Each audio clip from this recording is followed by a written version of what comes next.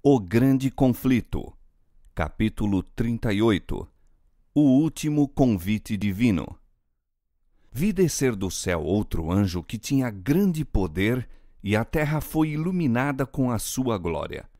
E clamou fortemente com grande voz, dizendo: Caiu, caiu a grande Babilônia, e se tornou morada de demônios, e coito de todo o espírito imundo, e coito de toda ave imunda e aborrecível. E ouvi outra voz do céu que dizia: Sai dela, povo meu, para que não sejas participante dos seus pecados e para que não incorras nas suas pragas. Apocalipse 18, versos 1, 2 e 4. Esta passagem indica um tempo em que o anúncio da queda de Babilônia, conforme foi feito pelo segundo anjo do capítulo 14 do Apocalipse, verso 8, deve repetir-se com a menção adicional das corrupções que têm estado a se introduzir nas várias organizações que constituem Babilônia, desde que esta mensagem foi pela primeira vez proclamada no verão de 1844. Descreve-se aqui uma terrível condição do mundo religioso.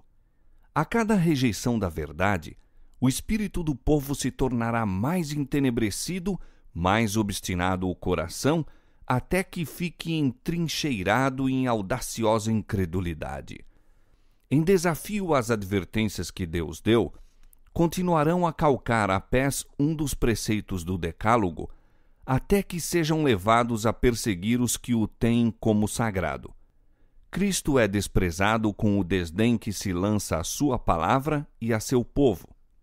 Sendo os ensinos do Espiritismo aceitos pelas igrejas, removem-se as restrições impostas ao coração carnal e o professar religião se tornará um manto para ocultar a mais vil iniquidade.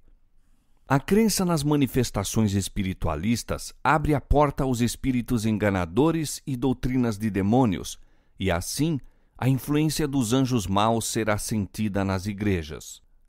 A respeito de Babilônia, no tempo referido nesta profecia, declara-se: Os seus pecados se acumularam até ao céu, e Deus se lembrou das iniquidades dela. Apocalipse 18, 5. Encheu a medida de sua culpa, e a destruição está a ponto de cair sobre ela. Mas Deus ainda tem um povo em Babilônia, e antes de sobrevirem seus juízos, esses fiéis devem ser chamados a sair, para que não sejam participantes dos seus pecados e não incorram nas suas pragas. Esta a razão de ser o movimento simbolizado pelo anjo descendo do céu, iluminando a terra com sua glória e clamando fortemente com grande voz, anunciando os pecados de Babilônia. Em relação com a sua mensagem, ouve-se a chamada: Sai dela, povo meu! Estes anúncios, unindo-se à mensagem do terceiro anjo, constituem a advertência final a ser dada aos habitantes da terra. Terrível é a crise para a qual caminha o mundo. Os poderes da terra, unindo-se para combater os mandamentos de Deus, decretarão que todos, pequenos e grandes, ricos e pobres, livres e servos, se conformem aos costumes da igreja pela observância do falso sábado. Apocalipse 13, 16. Todos os que se recusarem a conformar-se serão castigados pelas leis civis e declarar-se-á finalmente serem merecedores de morte. Por outro lado, a lei de Deus que ordena o dia de descanso do Criador exige obediência e ameaça com a ira divina todos os que transgredirem os seus preceitos. Esclarecido assim o assunto, quem quer que pise a lei de Deus para obedecer a uma ordenância humana, recebe o sinal da besta. Aceita o sinal de submissão ao poder a que prefere obedecer em vez de Deus. A advertência do céu é: se alguém adorar a besta e a sua imagem, e receber o sinal na sua testa ou na sua mão, também o tal beberá do vinho da ira de Deus, que se deitou, não misturado, no cálice da sua ira. Apocalipse capítulo 14, versos 9 e 10.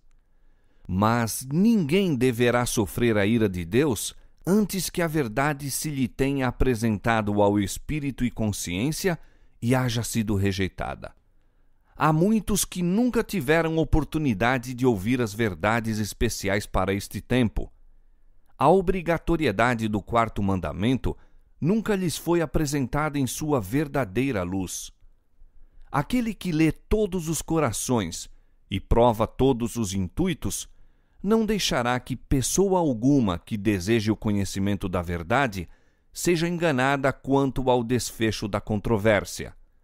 O decreto não será imposto ao povo cegamente. Cada qual receberá esclarecimento bastante para fazer inteligentemente a sua decisão. O sábado será a pedra de toque da lealdade, pois é o ponto da verdade especialmente controvertido. Quando sobrevier aos homens a prova final, traçar-se-á a linha divisória entre os que servem a Deus e os que não o servem. Ao passo que a observância do sábado espúrio em conformidade com a lei do Estado, contrária ao quarto mandamento, será uma declaração de fidelidade ao poder que se acha em oposição a Deus, é a guarda do verdadeiro sábado, em obediência à lei divina, uma prova de lealdade para com o Criador. Ao passo que uma classe, aceitando o sinal de submissão aos poderes terrestres, recebe o sinal da besta, a outra, preferindo o sinal da obediência à autoridade divina, recebe o selo de Deus. Até aqui, os que apresentavam as verdades da mensagem do terceiro anjo foram muitas vezes considerados como simples alarmistas. Suas predições de que a intolerância religiosa alcançaria predomínio nos Estados Unidos, de que a Igreja e o Estado se uniriam para perseguir os que guardam os mandamentos de Deus, foram declaradas sem fundamento e absurdas. Afirmou-se confiantemente que esse país jamais se poderia tornar outro que não o que tem sido, defensor da liberdade religiosa. Mas, ao ser a questão da obrigatoriedade da observância do domingo amplamente agitada, vê-se aproximar o fato há tanto tempo duvidado e descrido, e a terceira mensagem produzirá um efeito que antes não seria possível produzir.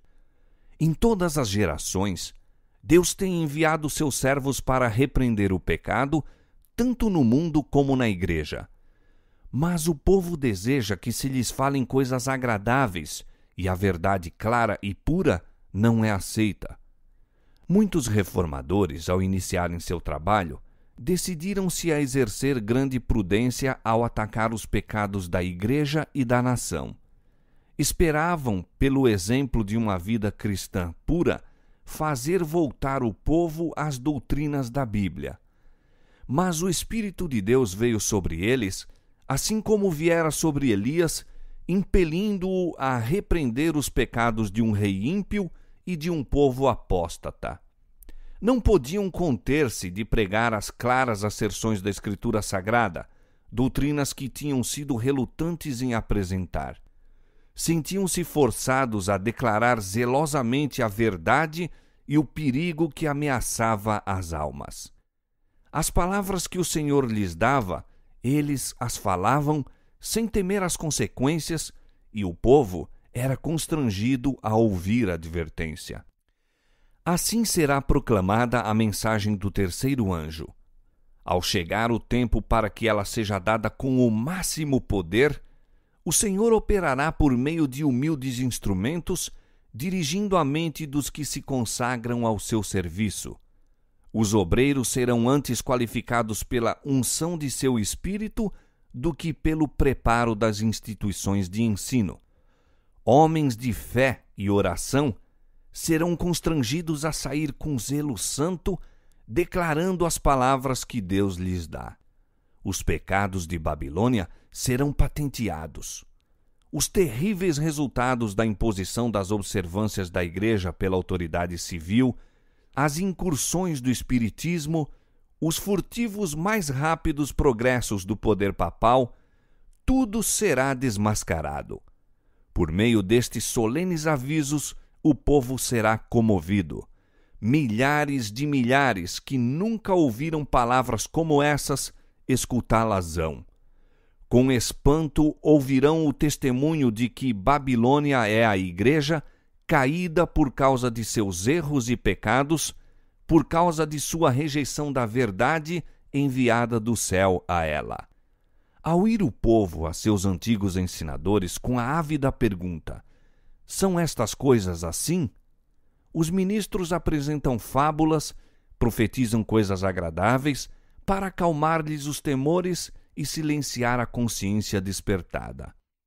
Mas, visto que muitos se recusarão a satisfazer-se com a mera autoridade dos homens, pedindo um claro "assim diz o Senhor", o ministério popular, semelhante aos fariseus da antiguidade, cheio de ira por ser posta em dúvida a sua autoridade, denunciará a mensagem como sendo de Satanás e agitará as multidões amantes do pecado para ultrajar e perseguir os que a proclamam. Estendendo-se a controvérsia a novos campos, e sendo a atenção do povo chamada para a lei de Deus calcada a pés, Satanás entrará em ação.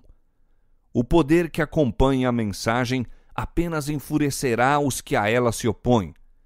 O clero empregará esforços quase sobre-humanos para excluir a luz, receoso de que ilumine seus rebanhos.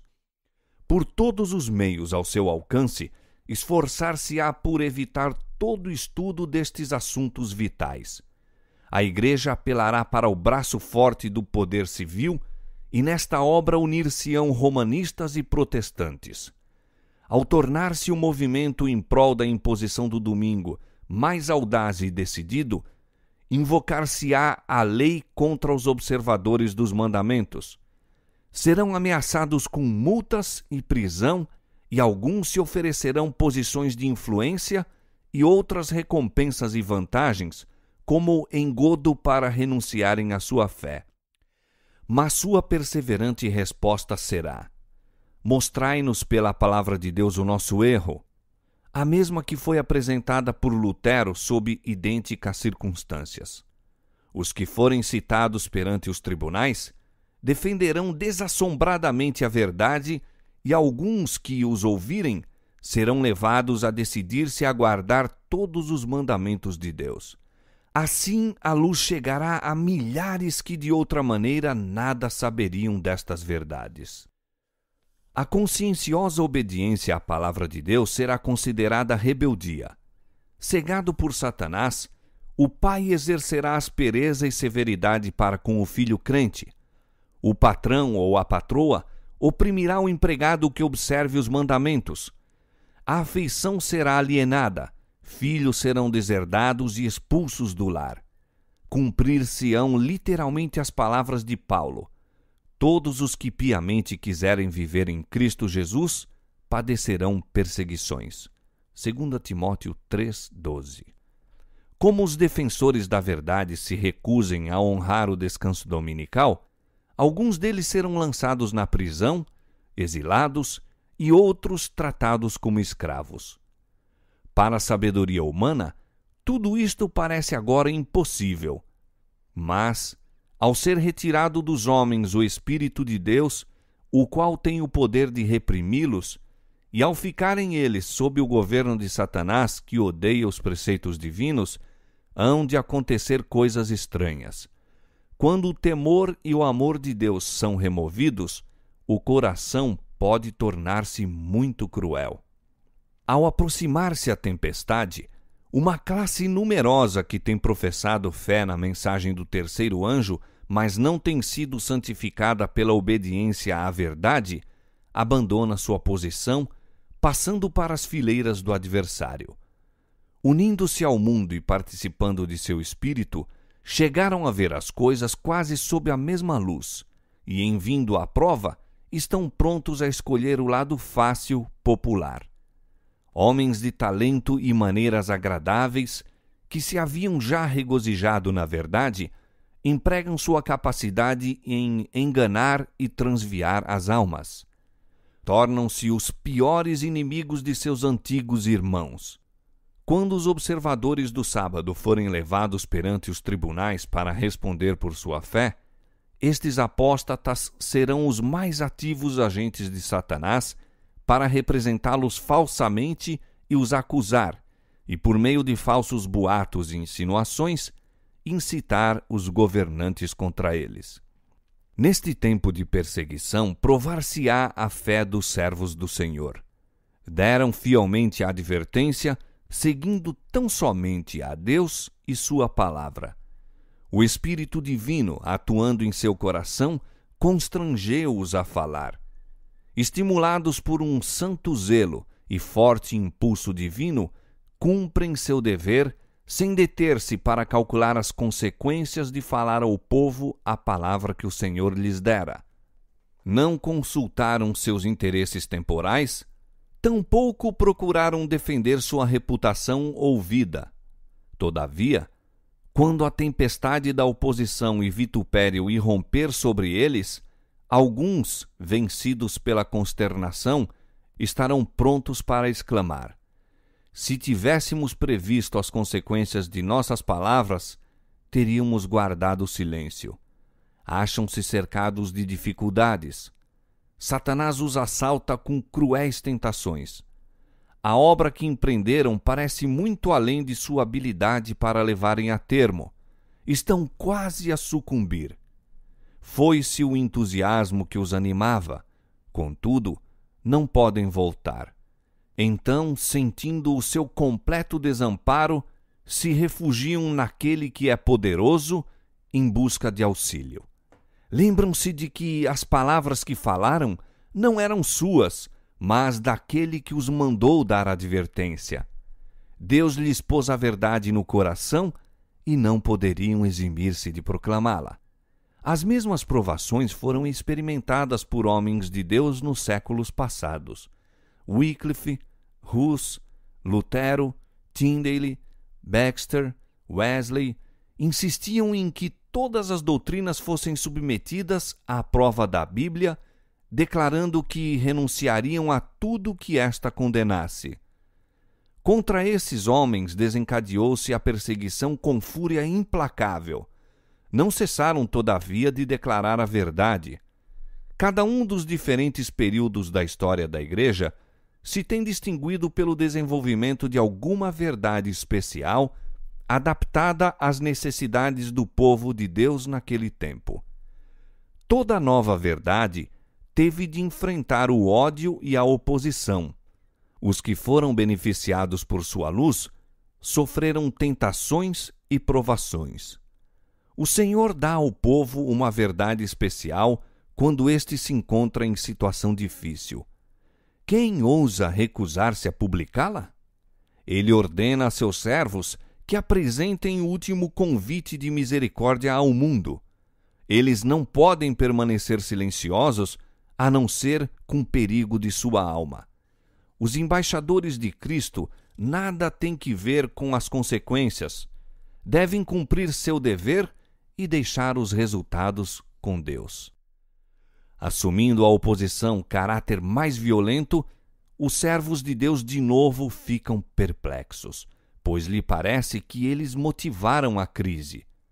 Mas a consciência e a palavra de Deus lhes asseguram que sua conduta é correta, e conquanto continuem as provações, são fortalecidos para suportá-las. A luta se torna mais renhida e acirrada, mas a sua fé e coragem aumentam com o perigo. Seu testemunho é: não ousamos tentar alterações na palavra de Deus, dividindo a sua santa lei, dizendo ser essencial uma parte ou outra não, com o fito de alcançar o favor do mundo. O Senhor a quem servimos é capaz de nos livrar. Cristo venceu os poderes da terra. A recear-nos-emos de um mundo já vencido? A perseguição, em suas várias modalidades, é o desenvolvimento de um princípio que subsistirá enquanto existir Satanás e tiver o cristianismo poder vital. Ninguém poderá servir a Deus sem atrair contra si a oposição das hostes das trevas. Anjos maus o assaltarão, alarmados de que a sua influência lhes esteja arrebatando a presa. Homens maus, reprovados pelo seu exemplo, unir-se-ão àqueles procurando separar de Deus tal pessoa por meio de sedutoras tentações. Quando estas não surtem o efeito esperado, recorre-se ao poder compulsório para forçar a consciência. Mas, enquanto Jesus permanece como intercessor do homem no santuário celestial, a influência repressora do Espírito Santo é sentida pelos governantes e pelo povo. Essa influência governa ainda, até certo ponto, as leis do país. Não fossem estas, e a condição do mundo seria muito pior do que ora é. Conquanto muitos de nossos legisladores sejam ativos agentes de Satanás, Deus também tem os seus instrumentos entre os principais homens da nação. O inimigo incita seus servos a que proponham medidas que estorvariam grandemente a obra de Deus. Mas estadistas que temem o Senhor são influenciados por santos anjos para que se oponham a estas propostas com argumentos irretorquíveis. Assim, um pugilo de homens sustará poderosa corrente de males. A oposição dos inimigos da verdade será restringida a fim de que a mensagem do terceiro anjo possa efetuar a sua obra. Quando for dada a advertência final, prenderá a atenção das pessoas influentes por meio de quem o Senhor está agora a operar, e algumas delas a aceitarão e manter-se-ão com o povo de Deus durante o tempo de angústia. O anjo que se une na proclamação da mensagem do terceiro anjo deve iluminar a terra toda com a sua glória. Predisse com isto uma obra de extensão mundial e de extraordinário poder. O movimento adventista de 1840 a 1844 foi uma manifestação gloriosa do poder de Deus. A mensagem do primeiro anjo foi levada a todos os postos missionários do mundo e, em alguns países, houve o maior interesse religioso que se tem testemunhado em qualquer nação desde a reforma do século XVI. Mas isto deve ser superado pelo poderoso movimento sob a última advertência do terceiro anjo. Esta obra será semelhante à do dia de Pentecoste. Assim como a chuva temporã foi dada no derramamento do Espírito Santo no início do Evangelho para efetuar a germinação da preciosa semente, a chuva serôdia será dada em seu final para o amadurecimento da seara. Conheçamos e prossigamos em conhecer o Senhor, como a alva será a sua saída, e ele a nós virá como a chuva serôdia que rega a terra. Oséias 6:3. E vós, filhos de Sião, regozijai-vos e alegrai-vos no Senhor vosso Deus, porque ele vos dará ensinador de justiça e fará descer a chuva, a temporã e a serôdia. Joel 2:23. E nos últimos dias acontecerá, diz Deus, que do meu espírito derramarei sobre toda a carne. E acontecerá que todo aquele que invocar o nome do Senhor será salvo. Atos capítulo 2, versos 17 e 21. A grande obra do Evangelho não deverá encerrar-se com menor manifestação do poder de Deus do que a que assinalou o seu início. As profecias que se cumpriram no derramamento da chuva temporã no início do Evangelho devem novamente cumprir-se na chuva serôdia no final do mesmo. Eis aí os tempos do refrigério que o apóstolo Pedro esperava quando disse: Arrependei-vos, pois, e convertei-vos, para que sejam apagados os vossos pecados e venham assim os tempos do refrigério pela presença do Senhor, e envie ele a Jesus Cristo. Atos capítulo 3, versos 19 e 20.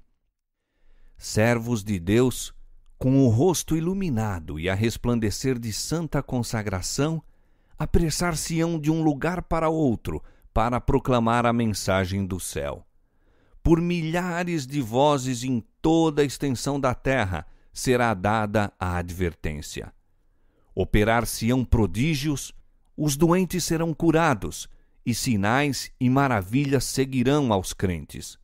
Satanás também opera com prodígios de mentira, fazendo mesmo descer fogo do céu à vista dos homens. Apocalipse 13:13. Assim, os habitantes da terra serão levados a decidir-se. A mensagem há de ser levada não tanto por argumentos, como pela convicção profunda do Espírito de Deus. Os argumentos foram apresentados. A semente foi semeada e agora brotará e frutificará. As publicações distribuídas pelos missionários têm exercido sua influência.